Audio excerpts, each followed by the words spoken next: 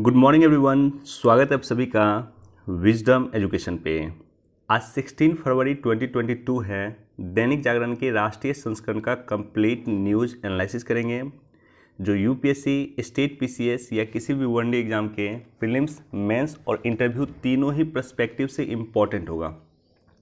और आज का न्यूज़ काफ़ी इम्पॉर्टेंट होने वाला है, आप सभी को मज़ा आने वाला है आज के न्यूज़ एनालिसिस में। चलिए डिस्कशन स्टार्ट करते हैं, लेकिन उससे पहले एक क्वेश्चन मैं आप सभी के लिए पुटअप कर रहा हूँ। सभी लोग इसका जवाब कमेंट सेक्शन में दीजिएगा।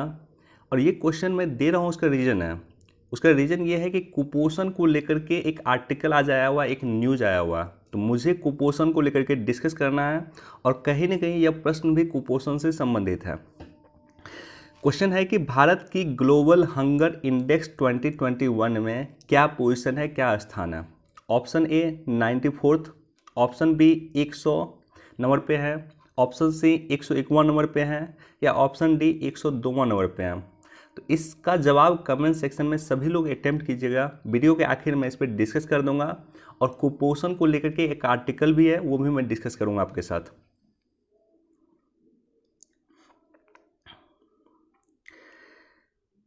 बैंक घोटाले में एबीजी शिपयार्ड के पूर्व सीएमडी व 8 लोगों के खिलाफ लुक आउट नोटिस जारी। भारत का सबसे बड़ा बैंकिंग घोटाला यह है। 23,000 करोड़ रुपए का बैंकिंग घोटाला, 23,000 करोड़ रुपए का। इतना बड़ा बैंकिंग घोटाला आज तक नहीं हुआ, सबसे बड़ा बैंकिंग घोटाला है। और ये जो कंपनी है एबीजी शिपयार्ड, ये बेसिकली शिपिंग कंपनी है, शिप बनाने का काम करती है, जहाज बनाने का काम करती है। अब ये प्रश्न उत्पन्न होता है और काफ़ी इंपॉर्टेंट एक टर्म आता है, insolvency and bankruptcy code.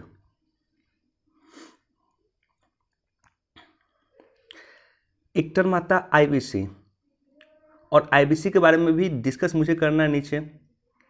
Insolvency and bankruptcy code क्या है। इंसॉल्वेंसी एंड बैंक्रप्सी कोड जो लाया गया है, सरकार 2016 में लाई है। और सिंपली यही क्वेश्चन पूछा था बीपीएससी में। इंसॉल्वेंसी एंड बैंक्रप्सी कोड 2016 में आया है। अगर मान लेता है कि इस तरह की कोई समस्या आती है, कोई कंपनी इस तरह का घोटाला करता है, तो ऐसे कंडीशन में मान लीजिए जो कंपनी है, आप ही को अगर बैंक से कोई लोन चाहिए तो आप क्या करते हैं, बैंक के पास जाते हैं और बैंक के पास कुछ चीज़ें को मॉर्गेज करना होता है। आपको ज़मीन का अपना कागज़ रखना होगा या कुछ चीज़ें आपको बैंक के पास मॉर्गेज करनी होगी। अगर कल के डेट में बैंक का पैसा आप वापस नहीं करते हैं, तो आपने जो चीज़ें बैंक के पास मॉर्गेज की है, आपने जो ज़मीन बैंक के पास मॉर्गेज की है, बैंक क्या करेगा कि उसको जब्त कर लेगा और उसको जब्त करके जो है बेच करके पैसा ले लेगा। तो यही इसी प्रोसेस को कहा जाता है इंसॉल्वेंसी एंड बैंक्रप्सी कोड। तो insolvency and bankruptcy code basically वसूली का एक प्रोसेस है, कर्ज वसूली का एक प्रोसेस है। तो अगर 23,000 करोड़ रुपया फंसा हुआ है एबीसी शिपयार्ड के पास बैंक की, तो बैंक क्या करेगा कि इसी प्रोसेस के तहत इंसॉल्वेंसी एंड बैंक्रप्सी कोड इसी प्रोसेस के तहत कर्ज वसूली करने की काम करेगा।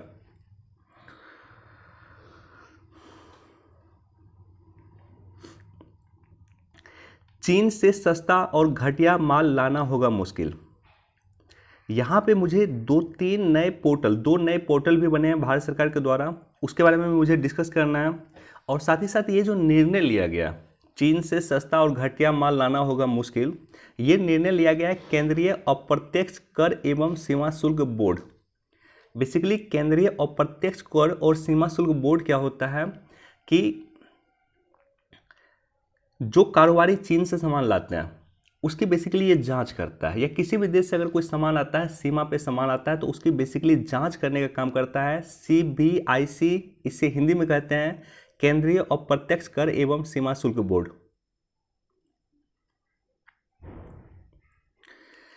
केंद्रीय अप्रत्यक्ष एवं सीमा शुल्क board, central board of indirect taxes and customs CBIC.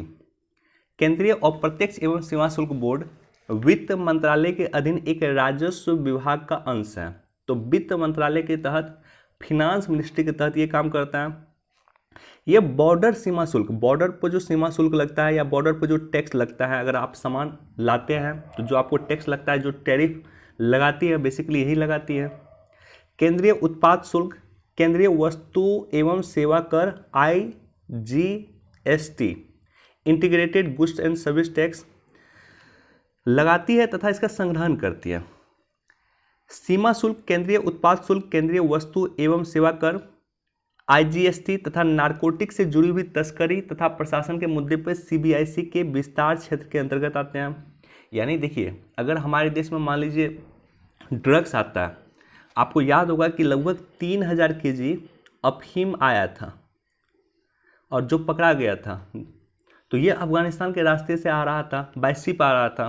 तो अगर इस तरह का कहीं कोई भी शिप आता है, उसमें कोई ड्रग्स होता है या उसमें कुछ भी होता है, तो ये बेसिकली जिम्मेदारी होती है सीबीआईसी की। वो वहीं पे जांच करते हैं। कस्टम क्लियरेंस बेसिकली यही संस्था करती है, सीबीआईसी करती है, और कस्टम क्लियरेंस के बाद चीज़ें इंडिया में आती हैं।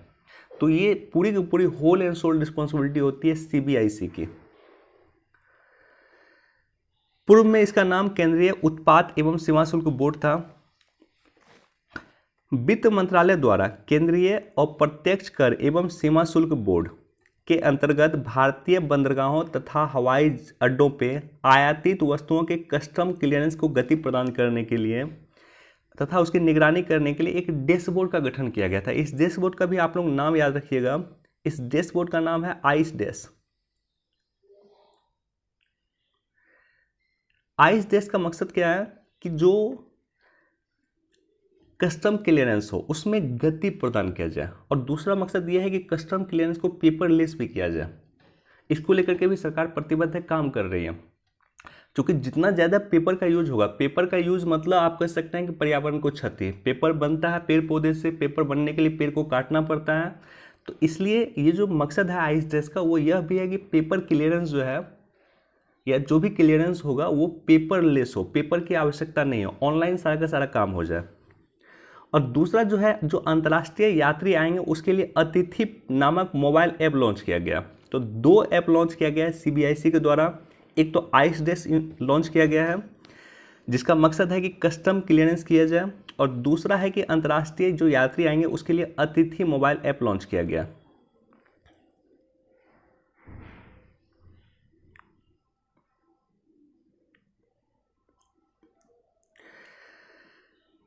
निहित स्वार्थ में हिजाब विवाद में दखल दे रहा है ओआईसी। काफी इंपॉर्टेंट आर्टिकल है। तो सबसे पहले हम लोग ओआईसी के बारे में डिस्कस करते हैं, उसके बाद इस न्यूज पर लौटेंगे। ओआईसी का मतलब होता है organization of Islamic corporation, Islamic सहयोग संगठन। ओआईसी की स्थापना 25 सितंबर 1969 को रबात, मोरक्को में एक ऐतिहासिक शिखर सम्मेलन के द्वारा हुआ था। तो रबात कहाँ पे है? मोरक्को में। वहाँ पे एक ऐतिहासिक शिखर सम्मेलन के द्वारा 1969 में इस संगठन की स्थापना हुई थी। यह संयुक्त राष्ट्र के बाद दूसरा सबसे बड़ा अंतर सरकारी संगठन है। इसके सदस्यों की संख्या 59 है। देखिए, अंतर्राष्ट्रीय अंतर सरकारी संगठन, इंटर गवर्नमेंटल बॉडी, वो इसे संगठन को कहा जाता है जहां पे सरकार और सरकार किसी संगठन का पार्ट हो, जहां सरकार मिलकर संगठन का पार्ट हो, तो उसको कहा जाता है अंतर सरकारी संगठन। जैसे यूनाइटेड नेशन अंतर सरकारी संगठन है, आसियान अंतर सरकारी संगठन है। तो यूनाइटेड नेशन के बाद सबसे बड़ा अंतर सरकारी संगठन जो है वो है ओआईसी। इसमें 57 देश है, जिसमें 40 देश जो है मुस्लिम बहुल देश है। इसका हेडक्वार्टर सऊदी अरब का एक सिटी है जेद्दा पड़ता है। पाकिस्तान इसके संस्थापक देश में है। रूस और थाईलैंड जैसे देश इसके पर्यवेक्षक देश हैं जहां मुस्लिम की संख्या अधिक नहीं है। इसी को लेकर के क्वेश्चन अराइज भी किया जाता है कि भारत में विश्व का सबसे बड़ा मुस्लिम मेजोरिटी कंट्री जो है वो इंडोनेशिया, और इंडोनेशिया के बाद आई थिंक इंडिया का ही नंबर आता है। हो सकता है मैं गलत हूँ, मुझे रेक्टिफाई कीजिएगा आप लोग। लेकिन विश्व में सबसे बड़ा मुस्लिम मेजोरिटी देश जो है वो इंडोनेशिया, और इंडोनेशिया के बाद आई थिंक इंडिया का नंबर आता है। रूस और थाईलैंड जैसे देश जहाँ पे मुस्लिम की संख्या बिल्कुल नहीं है, उसको आपने पर्यवेक्षक बनाया हुआ, उसको ओआईसी ने पर्यवेक्षक बनाया हुआ है। लेकिन भारत को ये पर्यवेक्षक नहीं बनाया है। क्यों? क्योंकि इस संगठन में कहीं ना कहीं हमको दिखता है कि पाकिस्तान का प्रभाव है, और वो भी चर्चा किया गया है यहाँ पे इस न्यूज़ में, वो भी मैं डिस्कस करूँगा आपके साथ।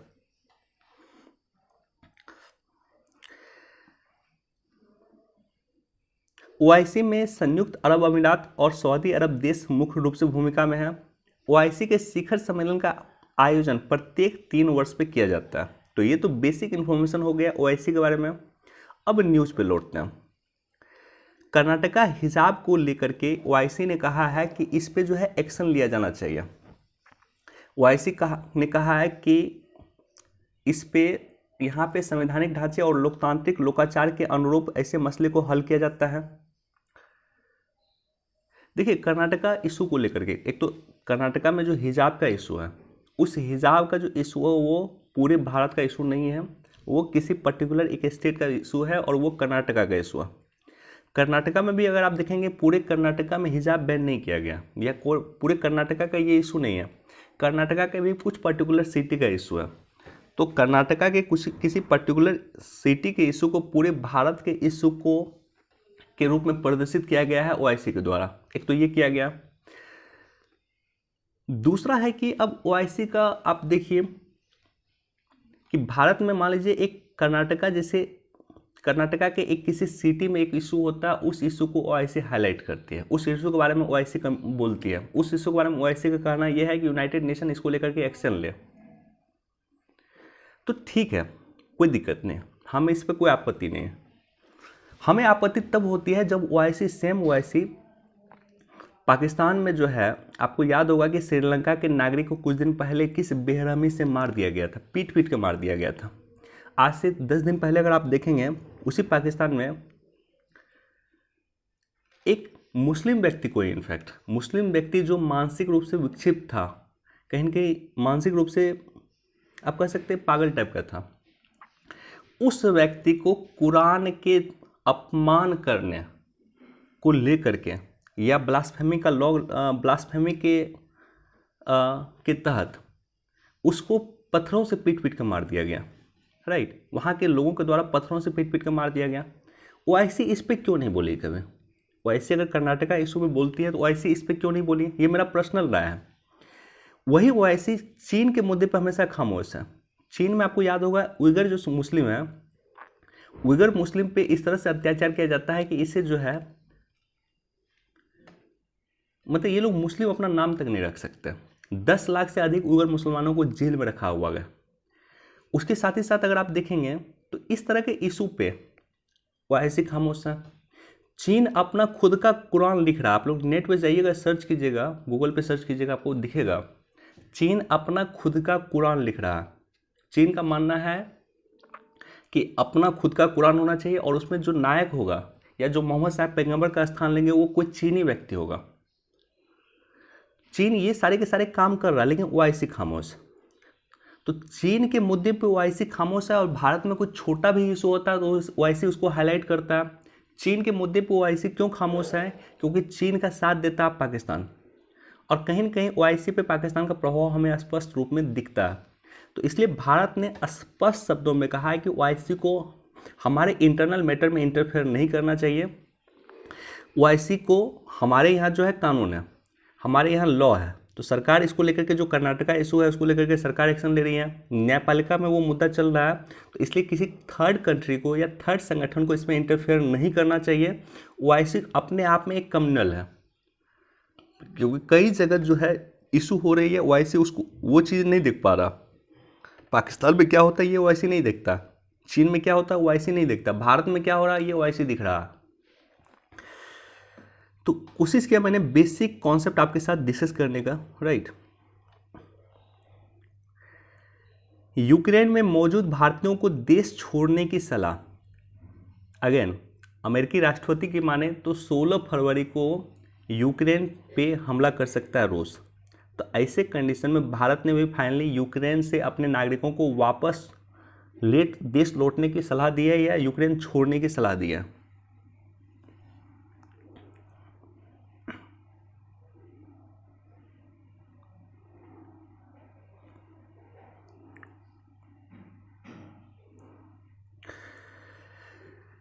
बैंकों के बजाय घर खरीदने वालों को मिले प्राथमिकता।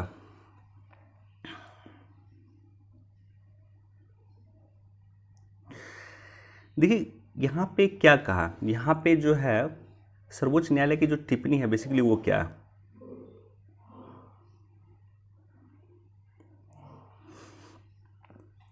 2016 में एक कानून आया था। इस कानून का पूरा फुल फॉर्म है, पूरा नाम है real estate regulation and development act 2016। State real estate regulation and development act 2016, इसको रेरा कहा जाता है, RERA। RERA basically real estate को लेकर के जो भी रेगुलेशन होगा, जो भी नियम बनाना होगा, जो भी कानून बनाना होगा, जो भी काम करना होगा, रेरा उसको लेकर के एक्शन लेंगे।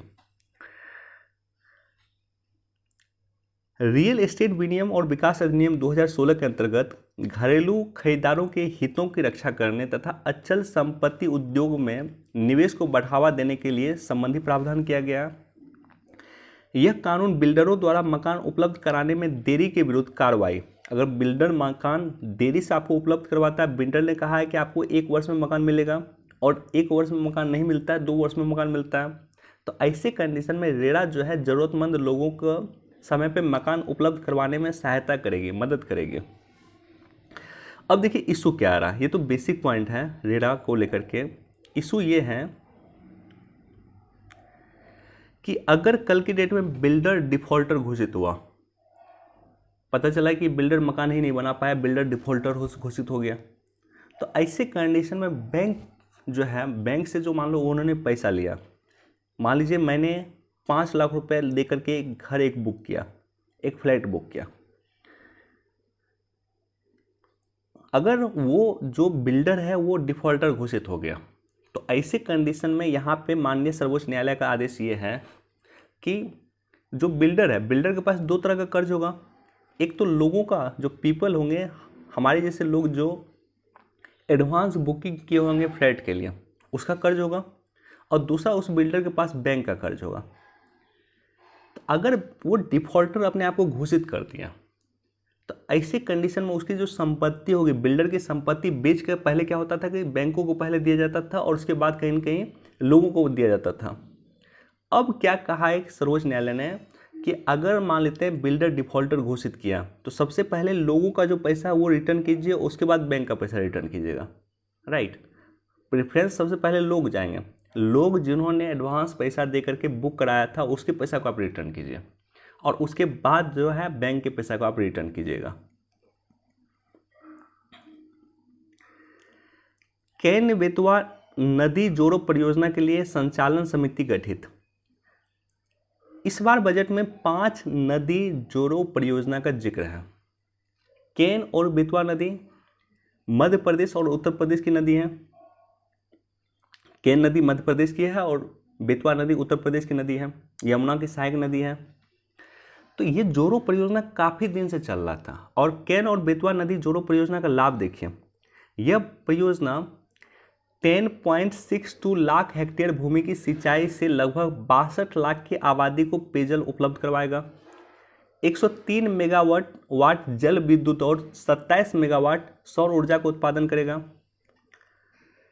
इसके लिए ये जो परियोजना था टोटल 44,000 का परियोजना था, 44,605, 44,605 करोड़ की परियोजना थी।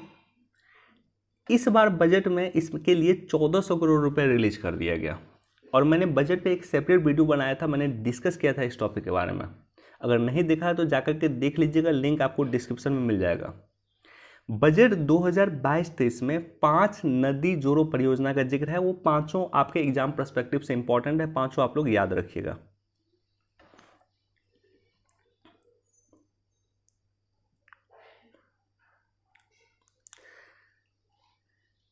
G20 की अध्यक्षता करेगा भारत, सचिवालय बनाने को हरी झंडी।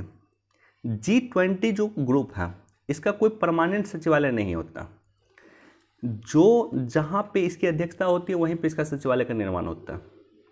जैसे 2023 में इसकी अध्यक्षता भारत करेगा, तो 2023 में ये इसका सचिवालय G20 का सचिवालय इंडिया में होगा। 2022 में इसकी अध्यक्षता कर रहा है इंडोनेशिया, तो 2022 में अभी वर्तमान में इसका सचिवालय है इंडोनेशिया। 2021 में इसकी अध्यक्षता किया था इटली, तो 2021 में इसका जो सचिवालय था वो इटली था। G20 की मैं डिस्कस अगर करूं आपके साथ, अगर आप गौर करेंगे G7 हो, G20 हो या कोई भी ग्रुप हो, इसकी स्थापना नॉर्मली किसी वित्तीय संकट के बाद हुआ है। किसी भी वित्तीय संकट के बाद नॉर्मली इस तरह की संगठन का स्थापना हुआ।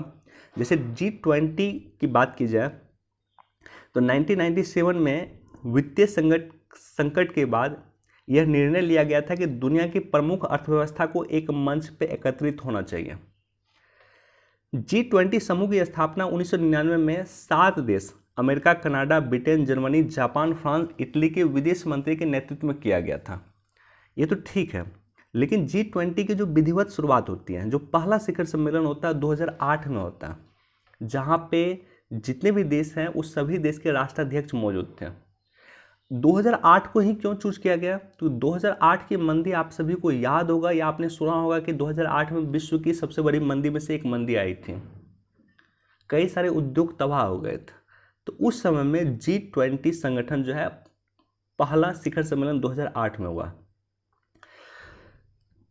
अंतर्राष्ट्रीय स्तर पे जो व्यापार है या अंतर्राष्ट्रीय स्तर पे जो अर्थव्यवस्था है, उस अर्थव्यवस्था में अस्थिरता लाने के लिए इस संगठन की शुरुआत किया गया था 2008 में विधिवत रूप से। लेकिन इसकी जो बातचीत चली थी 1997 से ही चल रही थी, लेकिन विधिवत रूप से शुरुआत किया गया था 2008 में। G20 का पहला शिखर सम्मेलन वाशिंगटन डीसी में आयोजित किया गया था। G20 समूह में अर्जेंटीना, ऑस्ट्रेलिया, ब्राजील, कनाडा, चीन, यूरोपीय union, France, Germany, Bharat, Indonesia, Italy, Japan, Mexico, रूस, सऊदी अरब, दक्षिण अफ्रीका, दक्षिण कोरिया, तुर्की, यूनाइटेड किंगडम और USA शामिल हैं। नाम भी यूपीएससी में पूछा गया है और बीपीएससी में भी इनफैक्ट नाम पूछा जाता है। तो G20 के जितने देश हैं उसका नाम आप लोग ध्यान रखिएगा। G20 समूह विश्व की प्रमुख उन्नत और उभरती अर्थव्यवस्था वाले देशों को एक साथ लाता है। यह वैश्विक व्यापार का 75%, तो विश्व में जितना व्यापार होता है उसका 75% जो है G20 के देश करते हैं। वैश्विक निवेश का 85% और वैश्विक GDP का 85% है। तो विश्व का जितना GDP है टोटल, उसका 85% GDP महज इस 20 देशों की है।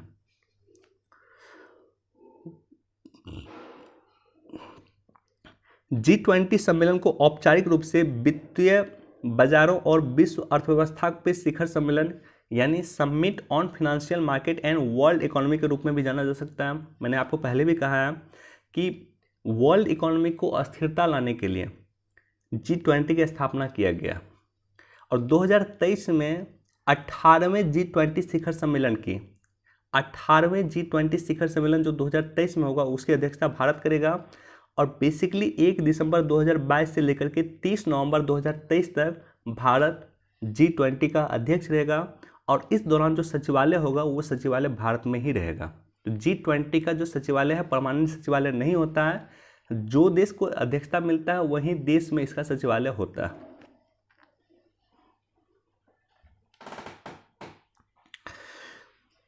ओके, एक अहम टॉपिक है ये टॉपिक। इस टॉपिक पर मैं आपके साथ डिस्कस करूंगा और ये टॉपिक की चर्चा 2-3 जगह हुआ। एक तो हुआ है चर्चा आपको बजट 2022-23 में, दूसरा चर्चा किया था PM मोदी ने लाल किला की प्राचीर से 15 अगस्त 2021 को भाषण दिया था। 15 अगस्त को भाषण देते वक्त प्राइम मिनिस्टर मोदी ने लाल किला के प्राचीर से इसका डिस्कशन किया था। तो दोनों जगह इंपॉर्टेंट है, दोनों जगह हमने आपके साथ चर्चा किया। लाल किला का जो PM का भाषण है वो भी आप सुनिएगा, वो भी मैं डिस्क्रिप्शन में डाल दूंगा, आप लोग सुनिएगा जरूर। तो इशू क्या? इशू ये है कि भारत जो है हरित क्रांति के बाद भारत खाद्यान्न के सेक्टर में आत्मनिर्भर है। आज हम आत्मनिर्भर हैं, हमें भारत में सफिशिएंट खाद्यान्न है। तो इसके बावजूद भी भारत में कुपोषण विश्व में सबसे अधिक कुपोषण है। भारत में जो कुपोषण है विश्व का सबसे अधिक कुपोषण है। तो उसका रीजन क्या? हमारे पास खाना पर्याप्त खाना है, लेकिन बावजूद इसके हमारे पास कुपोषण भी सबसे अधिक है विश्व का। तो उसका रीजन क्या? उसका रीजन है कि खाने में जो आवश्यक न्यूट्रिशन होना चाहिए, जो खाने में जिंक होता है, पोटेशियम होता है या अन्य चीज़ होता है, अन्य आवश्यक न्यूट्रिएंट होते हैं खाने में, वो खाने में है ही नहीं। अगर चावल खा रहे हैं तो चावल में आवश्यक न्यूट्रिएंट नहीं है, जिंक नहीं है, फाइबर नहीं है, आयरन नहीं है। तो ऐसी कंडीशन में इसका सॉल्यूशन क्या हो सकता है? तो इसका सिंपल सॉल्यूशन हो सकता है फोर्टिफाइड चावल। डिटेल से इस टॉपिक पर मैं डिस्कस करूंगा। अगर आप लोग नोट करना चाहते हैं तो कर लीजिएगा। या कुपोषण को लेकर के मुझे सेपरेट भी डिस्कस करना है, तो कुपोषण पे तो मैं सेपरेट नहीं, फोर्टिफाइड चावल पे मैं सेपरेट रूप से अभी डिस्कस कर रहा हूँ। कुपोषण पे एक अलग से लेक्चर लेकर के डिस्कस मैं कर दूंगा, लेकिन आज का टॉपिक है फोर्टिफाइड चावल। फोर्टिफाइड चावल क्या होता है और उसका इम्पोर्टेंस क्या है, इस पर मैं डिस्कस करूंगा इस न्यूज़ में।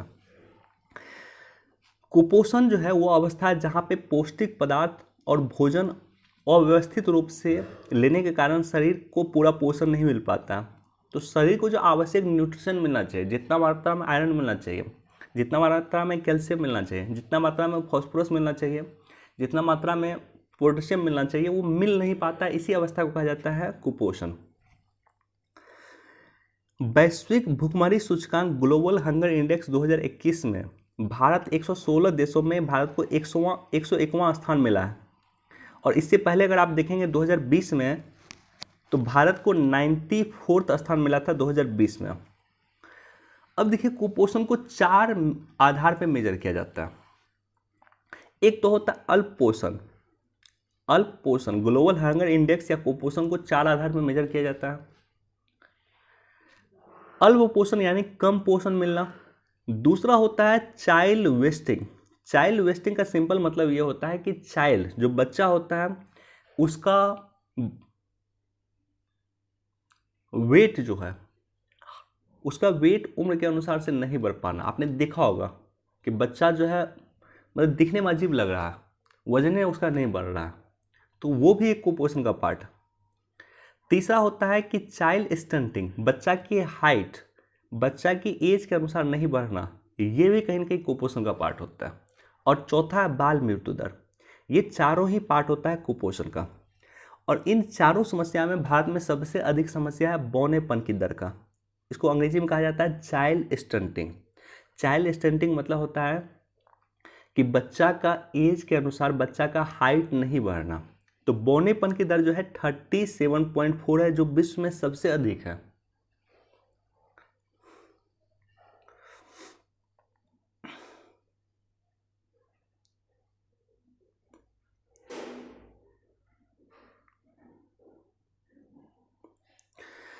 तो इसका जो समाधान भारत सरकार के द्वारा निकाला गया है कि कुपोषण को हम कैसे दूर करेंगे, तो एक बेस्ट समाधान निकाला गया है कि हम फोर्टिफाइड चावल देंगे। फोर्टिफाइड चावल मतलब क्या होता है? फोर्टिफाइड फूड मतलब ये होता है कि जैसे जो चावल है, मान लीजिए ये जो चावल है, चावल का दाना है, इस दाना में पहले कोई पोषक तत्व नहीं था। अब क्या होगा कि इस दाना को, ये चावल को इस तरह से बनाया जाएगा, इसको इस तरह से फोर्टिफाइड किया जाएगा इस चावल को, कि इसमें जितने भी एलिमेंट हैं वो सारे के सारे होंगे। जैसे मान लीजिए किसी पर्टिकुलर जगह पे आयरन की कमी है वहाँ पे, या बच्चों में आयरन की कमी है, तो इसमें आयरन भी डाला जाएगा, इसमें पोटेशियम भी डाला जाएगा, इसमें फाइबर भी डाला जाएगा, इसमें कैल्शियम भी डाला जाएगा, फॉस्फोरस भी डाला जाएगा, या जो भी आवश्यक न्यूट्रिएंट होते हैं उस आवश्यक न्यूट्रिएंट को इस चावल में डाल करके इसको उपजाया जाएगा। तो फोर्टिफाइड फूड वही हुआ।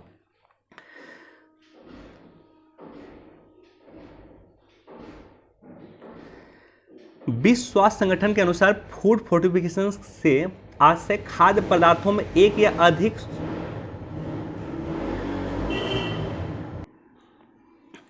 विश्व स्वास्थ्य संगठन के अनुसार फूड फोर्टिफिकेशन से आज से खाद्य पदार्थों में एक या अधिक सूक्ष्म पोषक तत्वों की जानबूझ के की जाने वाली वृद्धि से है, ताकि इन पोषक तत्वों की न्यूनता से सुधार या निवारण किया जा सके तथा स्वास्थ्य प्रदान किया जा सके। वही बात है कि हम एक से अधिक पोषक तत्वों को इनबिल्ट करेंगे उस आवश्यक फूड में, उस आवश्यक चावल में।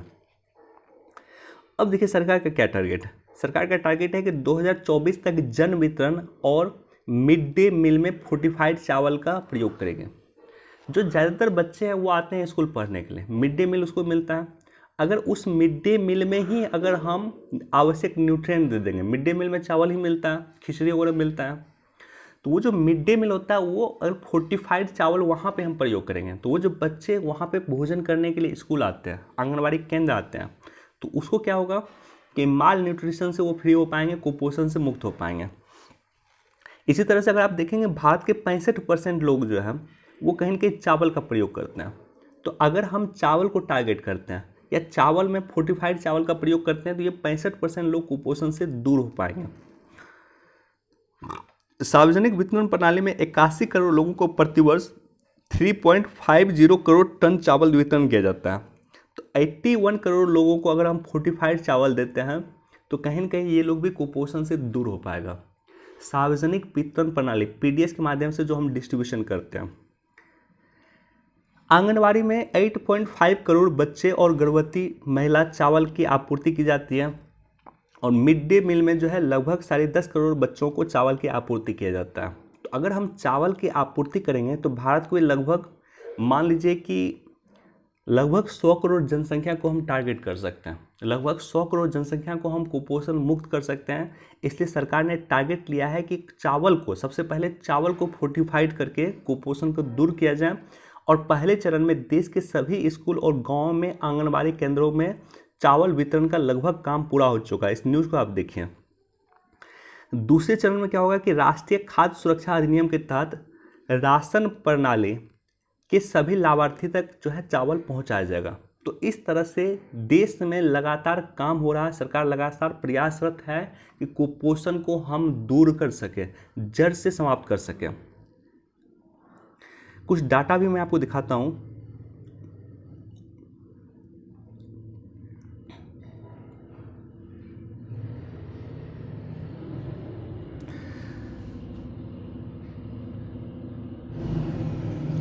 देखिए, एक डाटा जो मुझे यहाँ पे दिख रहा है आवश्यक कि भोजन में आयरन की कमी होती है, सिर्फ आयरन की कमी है। भोजन में आयरन की कमी से हर साल जीडीपी पे 1% का नुकसान होता है। भोजन में जो आयरन की कमी होती है और खास करके महिलाओं में आप देखेंगे एनीमिया रोग होता है महिलाओं में, तो आयरन की कमी के कारण होता है और प्रत्येक वर्ष आयरन की कमी के कारण जो है 1% जीडीपी का नुकसान होता है। 1% मतलब होता है 1.35 लाख करोड़ रुपया।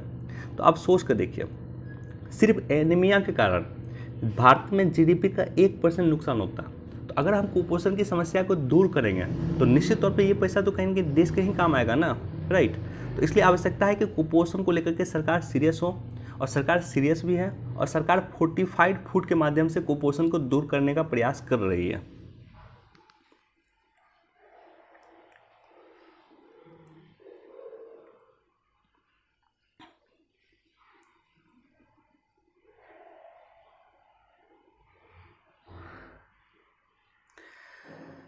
भारतीय रेल नेटवर्क की सबसे बड़ी 12.75 किलोमीटर टनल हुई आर पार। ये टनल कहाँ बना है? तो ये टनल बना है आपको पीर पंजाल पर्वत श्रृंखला पे। भारत की सबसे लंबी रेल नेटवर्क या टनल है जो बना है पीर पंजाल पर्वत श्रृंखला पे। ये है 12.75 किलोमीटर। तो स्टेट पीसीएस वगैरह मुझे लगता है ये क्वेश्चन पूछा जा सकता है। 22,000 करोड़ रुपए प्याज सड़ने से बचाने के उपाय पे अमल शुरू। देखिए, दो योजना सरकार दो योजना लेकर आई थी। एक तो सरकार योजना लेकर आई थी टॉप, TOP। टॉप योजना क्या था? T for tomato, O for onion, P for potato. टमाटर, प्याज और आलू, ये तीनों ही सबसे सड़ने वाले जो है पदार्थ हैं। ये तीनों ही सबसे अधिक सड़ने वाले खाद्यान्न। तो इसको रोकने के लिए सरकार टॉप योजना लेकर आई थी। अब ये जो 3 प्रोडक्ट के लिए लाया गया था योजना, 3 कृषि उत्पाद के लिए योजना लाया गया था, इसको एक्सटेंड करके आई थिंक 22 उत्पाद कर दिया गया। तो अब टॉप योजना के तहत 22 उत्पाद के संरक्षण का काम सरकार करेगी। दूसरा योजना जो सरकार लेकर आई है वो लेकर आई कृषि संपदा योजना। कृषि संपदा योजना के माध्यम से क्या होगा कि किसान के खाद्यान्न में जो है मूल्य डेवलप किया जाएगा, राइट। खाद्य प्रसंस्करण किया जाएगा, फूड प्रोसेसिंग किया जाएगा, जैसे प्याज अगर मान लेते हैं, प्याज नहीं टमाटर अगर यूज करते हैं आप, तो टमाटर क्या होता है कि इमीडिएटली वो सड़ जाता है, ज़्यादा दिन नहीं चलेगा, 10 से 15 दिन चलेगा। और टमाटर का कॉस्ट भी कम होता है, मार्केट में बहुत कम कीमत पे टमाटर उस समय मिलता है जिस समय हम टमाटर के देश में अधिकता होती है। अब इसी टमाटर को प्रधानमंत्री कृषि संपदा योजना के तहत इसी टमाटर को प्रधानमंत्री कृषि संपदा योजना के तहत अगर प्रसंस्करण किया जाए, प्रोसेसिंग कर दिया जाए, तो इसी टमाटर से क्या हो सकता है, इसी टमाटर से जैम उत्पन्न हो सकता है, इसी टमाटर का टोमेटो सॉस हो सकता है। तो उस टोमेटो सॉस की कीमत आप देखिए और टमाटर की कीमत देखिए, आपको ज़मीन आसमान का अंतर दिख जाएगा। तो इसी प्रोसेस को कहा गया है फूड प्रोसेसिंग। तो फूड प्रोसेसिंग के माध्यम से टमाटर में मूल्य क्रिएट किया जाए या टमाटर को लंबे समय तक संजो कर रखा जा सकता है। टमाटर जल्दी सड़ जाता है लेकिन टोमेटो सॉस जल्दी नहीं सड़ता है, सालों साल तक चलता है।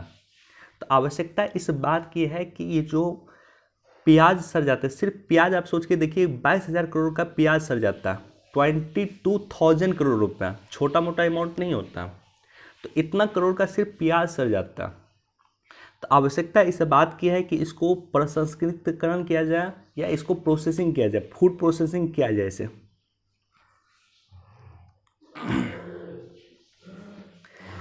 निर्यात 25.28% बढ़ करके 34.50 अरब डॉलर हुआ।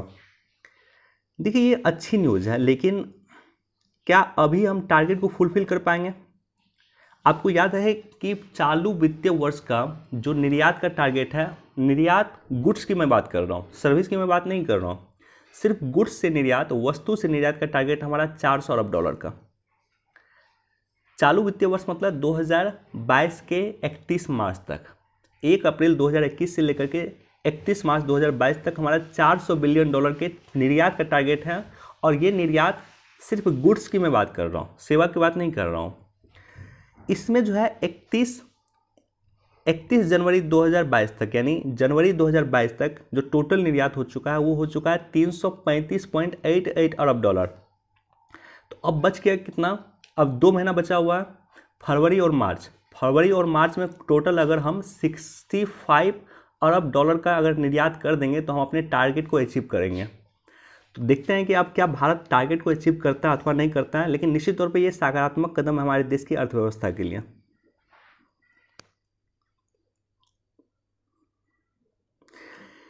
एडिटोरियल आज का कोई इंपॉर्टेंट नहीं है, बस इसको पढ़ सकते हैं। ग्लोबल वार्मिंग पे मुझे एक सेपरेट रूप से डिस्कस करना है, इसलिए मैं इसको डिस्कस नहीं कर रहा हूँ, लेकिन इसको आप लोग पढ़ लीजिएगा। और एक सेपरेट वीडियो मैंने बनाया था पृथ्वी कन्वेंशन को लेकर के, रियो कन्वेंशन को लेकर के। तो रियो कन्वेंशन आप लोग देखिएगा, वो सेपरेट वीडियो में मैं लिंक में डाल दूंगा।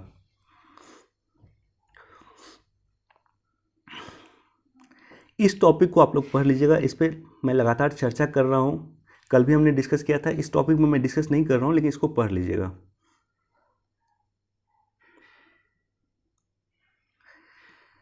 सीआरपीएफ का कमांडो दस्ता करेगा भगवान राम की नगरी का सुरक्षा। देखिए अधिक इंपॉर्टेंट नहीं है, अधिक इंपॉर्टेंट यहाँ पे मेरे लिए एक पॉइंट है कि सीआरपीएफ जो है,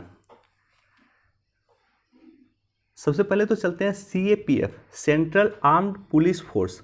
सीएपीएफ जो है मिनिस्ट्री ऑफ होम अफेयर के तहत आता है, यानी गृह मंत्रालय के तहत काम करता है सीएपीएफ। और सीएपीएफ का टोटल 7 विंग है। एक तो बॉर्डर सिक्योरिटी फोर्स है, बीएसएफ का जवान जिसे हम कहते हैं।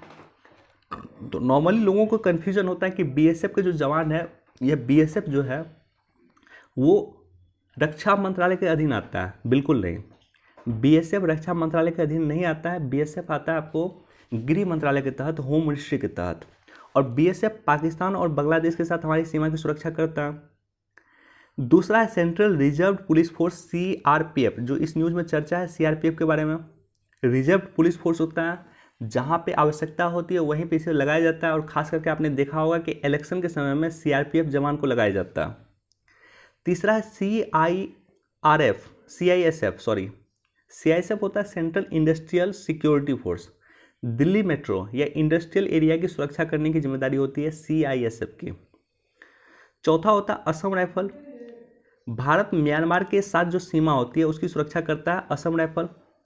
पांचवा होता है national security guard, prime minister Modi की जो सुरक्षा करते हैं वो एनएसजी होते हैं, या अन्य लोगों की भी सुरक्षा करते हैं एनएसजी। उसके बाद छठा होता है सशस्त्र सीमा बल, नेपाल और भूटान के साथ जो सीमा लगती है उस सीमा की जो सुरक्षा करता है। सीमा पे जो जवान तैनात रहते हैं नेपाल के साथ या भूटान के साथ, सीमा पे जो जवान तैनात रहते हैं वो एसएसबी के जवान तैनात होते हैं। और सातवां होता है Indo Tibetan border police force, चीन के साथ जो हमारी सीमा लगती है वो आईटीबीपी के जवान उसकी सुरक्षा करते हैं। तो ये सातों के सातों जो विंग है ये आता है सेंट्रल आर्म्ड पुलिस फोर्स का पार्ट है और central armed police force ministry of home affair का पार्ट है, यानी गृह मंत्रालय का पार्ट है।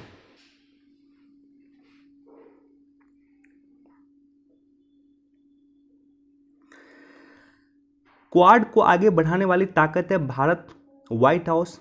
एक तो ये स्टेटमेंट है। क्वाड पे मैंने सेपरेट वीडियो बनाया, नहीं देखा तो जाकर के आप लोग देख लीजिएगा। दूसरा है कि भारत व फिलीपींस के बहुआयामी साझेदारी को और मजबूत करने की प्रतिबद्धता जताई। फिलीपींस हमारे लिए इंपॉर्टेंट क्यों है? 2-3 रीजन मैं आपको बताऊंगा। एक तो फिलीपींस आसियान का पार्ट है और आसियान को लेकर के लगातार हम काम कर रहे हैं। आसियान हमारे लिए काफ़ी इम्पॉर्टेंट है क्योंकि आपने देखा होगा कि लुक ईस्ट नीति की जगह हमने एक्ट ईस्ट नीति अपनाया। तो आसियान के साथ हम अपना संबंध लगातार इम्प्रूव कर रहे हैं, आसियान के साथ लगातार काम कर रहे हैं। दूसरा, आप देखे होंगे कि अभी हाल फिलहाल में फिलीपींस वो पहला देश है जिसको भारत ने ब्रह्मोस मिसाइल सिस्टम दिया है। तो हम रक्षा संबंध भी फिलीपींस के साथ स्ट्रॉन्ग कर रहे हैं।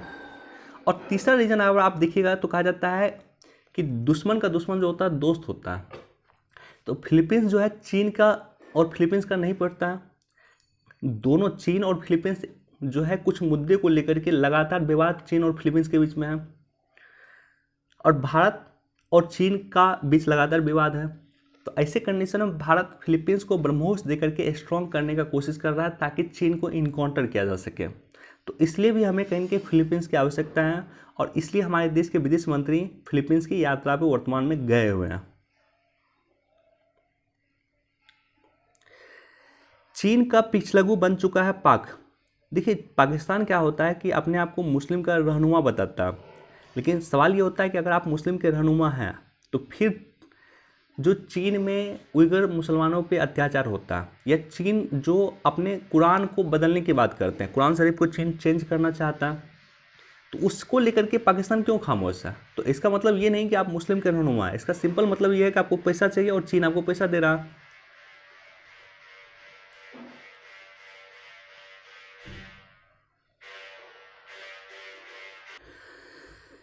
चलिए लौटते हैं अब क्वेश्चन पे। इतना ही न्यूज़ था इम्पोर्टेंट।